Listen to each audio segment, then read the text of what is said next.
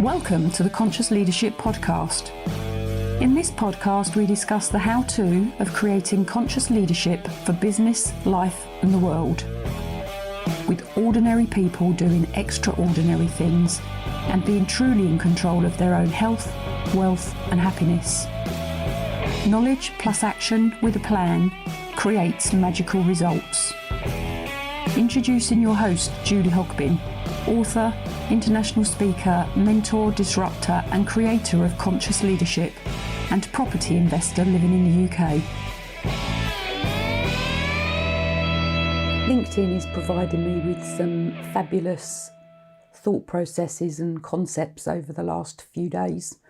After sitting in the garden with my book about bright ideas and red admirals and windmill leadership, which will be a lot more coming, this morning I've commented on a post that started off with the most important part of achieving a healthy work-life balance is to understand as soon as possible that perfection is not what you should aim for.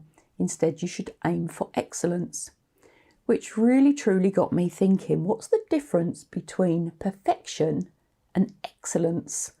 And in my own head, I wasn't too sure about that. So my response was, there's no about it. My response was, I have excellence and perfectionism entwined. My challenge would be to detach one from the other. And I asked for some advice from the person that had written the post. And the response I got was, embrace the concept of good enough. And that got my whole brain thinking about, what's good enough? What is good enough? And what's good enough to me? And what's good enough to somebody else? And then how do good enoughs work together? And I couldn't, it wasn't fitting in my head. And there was a comment or an interaction as we went through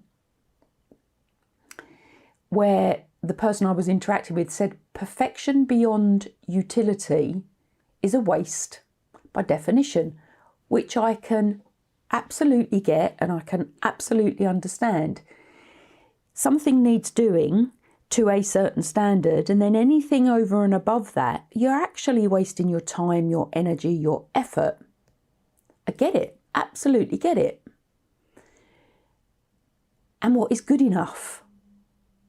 So my response was, and when good enough is perfectionism, which for me, perfectionism is good enough.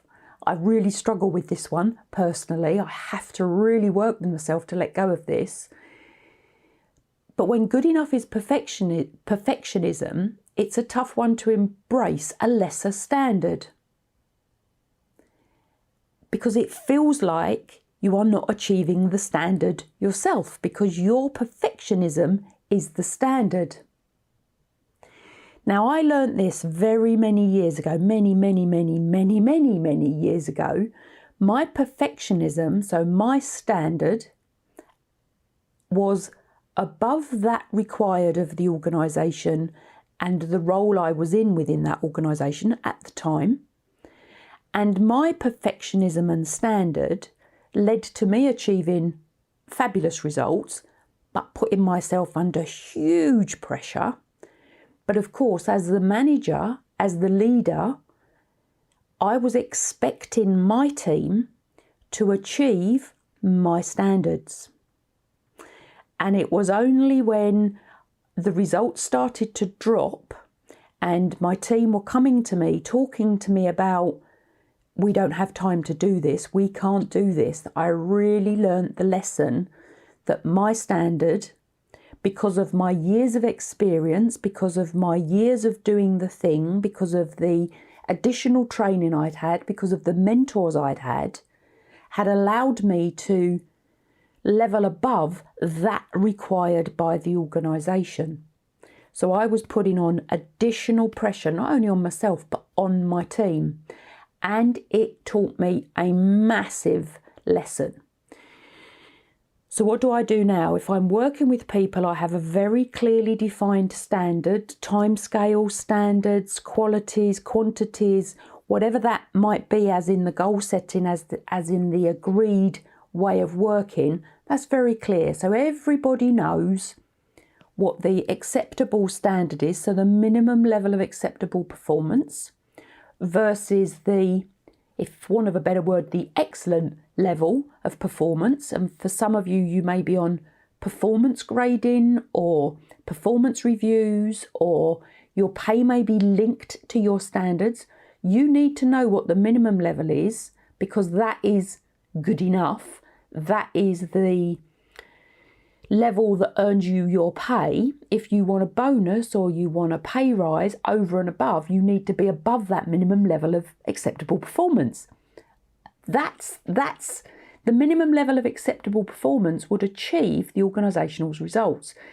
Now, I had to get my head around this personally, and I have trained it through. I've trained it out to many organisations, and without that level of standard agreed in advance, as in what's excellent, what's acceptable, and people get hooked up on these words, we are living in a bit of a quagmire. We're working in a bit of a quagmire.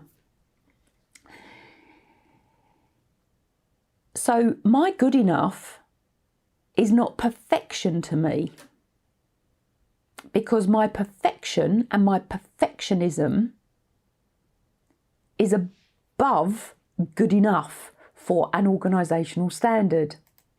It's very interesting, what is for me, when you get into these sorts of things.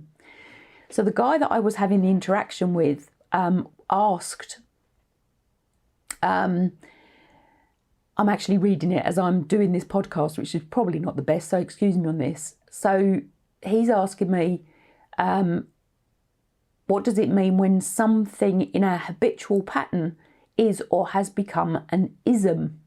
And he wonders if the demanding perfection of oneself is helpful. So my response, and I'll read this through because I wrote it and this is what's prompted the podcast episode. Good enough is not perfection for me, Jeff. I work hard to let things lie if they are not to my standard of a result. Perfectionism is my good enough, and of course it is my perfectionism of the thing, not someone else's. So I impose my isms, my standards on myself, as a lot of us do. I'm coaching a young woman now whose personal standards for her own personal ways of being are not actually doing her any favours. She's running herself ragged. So an ism for me is a habit overplayed, and it can be a positive or negative trait, as in alcoholism, racism, ageism. They're all negative traits as isms, all of them. Or a more positive trait, and this is how I see it, as perfectionism. I've put a little smiley face under it. They can all lead to a negative result for someone, self or other, and of course, it isn't a helpful trait, because we become our own taskmaster. And ultimately, if we don't manage our perfectionisms, we'll collapse under the strain, because we put too much pressure on ourselves to achieve a too high standard. Sometimes, and one of my mentors said, start and get perfect later. Now, there are lots of tools that we can use to do that help us with that. But let's just start. Perfectionism to start is not what we need to be aiming for. Perfectionism may be when we know more about what it is we're doing. Maybe, remember I'm one of these people, maybe will serve us. But if we are managing and working with others, our perfectionism traits may potentially not serve others. They certainly won't serve us too much.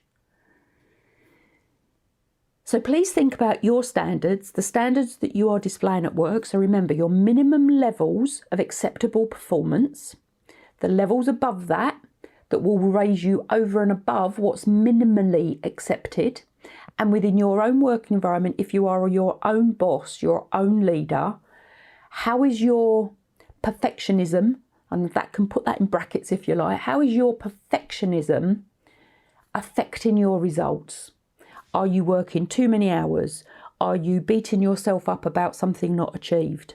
Are you not letting go of things? Are you negatively affecting those people that you may live with, whether they are your partner, your family, or a house sharer? How is that affecting you, and how is that affecting others? Now, I learnt this lesson because I was, for want of a better phrase, burning people out that I was managing, that I was leading at the time. This was many years ago. And I'll add on to the end of this, I've just written a book on stress, the reality. It's a really easy read, and perfectionism can lead you to being stressed for yourself. But if you've got a manager or a leader that's demanding perfectionism from you because of their standards, then there's a conversation required with them. What's the minimum level of acceptable performance and standard? And then what are they demanding? So it may be that you might need to, and I hate this phrase, but you may need to upskill. You may need to develop your skill set, or you may need to be having a conversation with them about them letting go. Thanks for listening to the Conscious Leadership Podcast. You can contact Julie on LinkedIn, Facebook, Instagram, Twitter, Pinterest, and hear me out. Please subscribe to her YouTube channel for how-to videos and more content. And please message Julie to have your questions answered. Until next time, remember, knowledge plus action with a plan creates magical results. See it, say it, write it, believe it, and achieve it.